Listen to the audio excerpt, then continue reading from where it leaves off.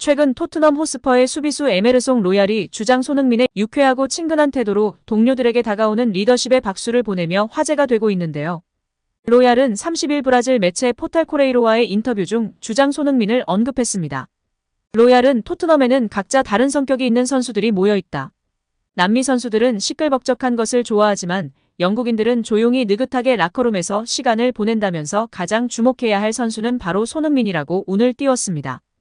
이어 손흥민은 가짜 한국인이다. 그는 브라질 사람이라면서 브라질, 남미, 스페인 출신 선수들과 교류하며 함께 음악을 즐긴다. 선수들 모두 각자 고유한 특성이 있는데 손흥민은 이들에게 기쁨을 가져오려고 노력한다면서 중요한 역할을 한다고 소개했는데요. 또한 지난 4월 인터뷰에서도 에메르송은 손흥민은 한국에서 태어난 브라질 사람이다. 우리와 같은 분위기를 갖고 있다. 그는 포르투갈어와 스페인어를 배우고 싶어 한다. 손흥민은 우리와 농담을 주고받으며 친하다라고 밝혔습니다. 손흥민은 토트넘에서 친하지 않은 선수가 없을 정도로 라커룸 영향력이 큰 분위기 메이커인데요. 특히 신입생들을 잘 챙겨주는 것으로 익히 알려졌습니다. 가장 최근에 입단한 페드로 포로와 ET 세리머니를 하고 있고 평소 포로가 손흥민을 졸졸 따라다니는 것을 확인할 수 있습니다. 프리시즌 때 루카스 모우라, 히샬리송과 힘을 합쳐 손흥민을 얼음물에 빠뜨린 적이 있고 지난 시즌 오피셜 사진 촬영 때 티격태격하며 웃음을 자아냈습니다. 손흥민은 특히 브라질 국적의 동료들과 케미가 좋았는데요. 히샬리송의 시그니처 세리머니 비둘기 댄스를 함께 추며 우스꽝스러운 모습을 보여주기도 했습니다. 또 모우라와는 스파이더맨 세리머니를 하기도 했습니다. 또한 지난 한국과 브라질의 16강전에서 4대1로 한국을 꺾고 8강에 진출한 히샬리송은 경기가 끝난 뒤 손흥민에게 다가가 위로의 말을 SNS를 통해 전하며 손흥민에 대한 애정을 드러냈습니다. 히샬리송은 당시 자신의 트위터에 나는 당신이 여기 오기 위해 얼마나 열심히 싸웠는지 알고 있다. 그게 당신이 당신의 사람들에게 영웅인 이유라는 글을 올리며 손흥민을 응원하며 화제가 되기도 했습니다.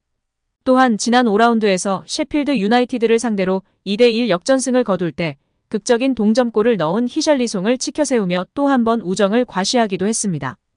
또한 지난 시즌을 끝으로 FA로 떠났던 모우라 선수도 손흥민과 동갑내기 친구로 매우 친밀하게 지낸 걸로 잘 알려져 있습니다. 5시즌 동안 호흡을 맞췄는데요. 손흥민이 득점왕을 차지했던 시즌 마지막 경기에서 모우라가 손흥민의 목마를 태우며 축하해줬고 지난 시즌 모우라의 마지막 경기에서는 손흥민이 모우라를 목마 태워주는 등 우정을 과시하기도 했었습니다.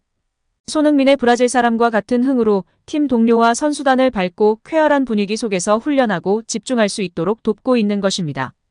기존 선수들에게는 분위기가 편해서 좋고 신입생들에게는 편안하게 다가갈 수 있도록 돕고 있는 것입니다. 포스테코글루 감독도 팀 분위기에 지대한 영향력을 미치고 관여하고 있는 손흥민에 대해 칭찬하기도 했었습니다. 포스테코글루 감독은 손흥민은 그라운드 안팎에서 훌륭한 리더십을 보였다. 새로운 주장을 맡을 적임자라면서 그는 세계적인 선수이며 모든 사람들로부터 존경을 받고 있다며 신뢰를 보였습니다. 손흥민은 새로운 사령탑의 기대대로 편안하면서도 친화적인 리더십으로 팀의 리그 개막 후 무패와 함께 선두를 이끌고 있는데요. 그의 리더십에 다른 동료들도 칭찬을 아끼지 않고 있습니다.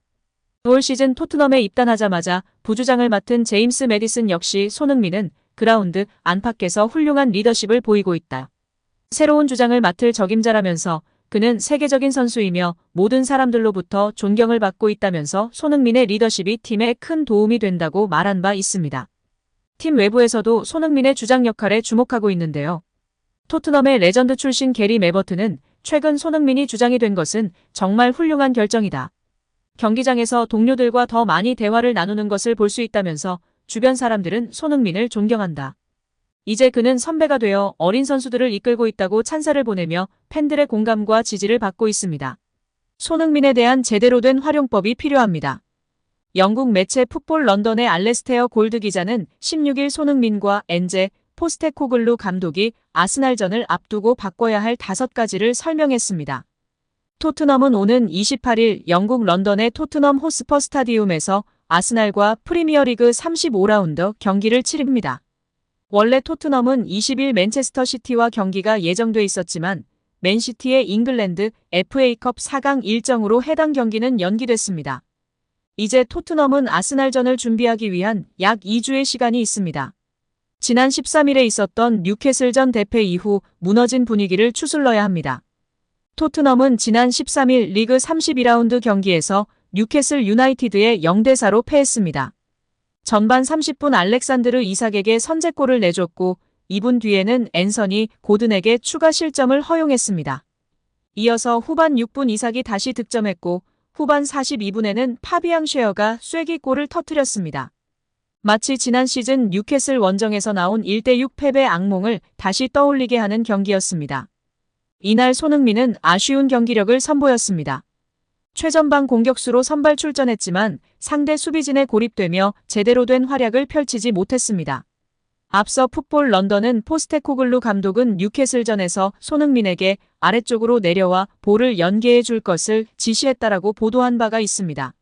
마치 해리 케인 같은 역할을 맡겼고 손흥민은 이 역할을 소화하지 못했습니다. 결국 후반 13분 그라운드를 빠져나오며 경기를 마무리했습니다.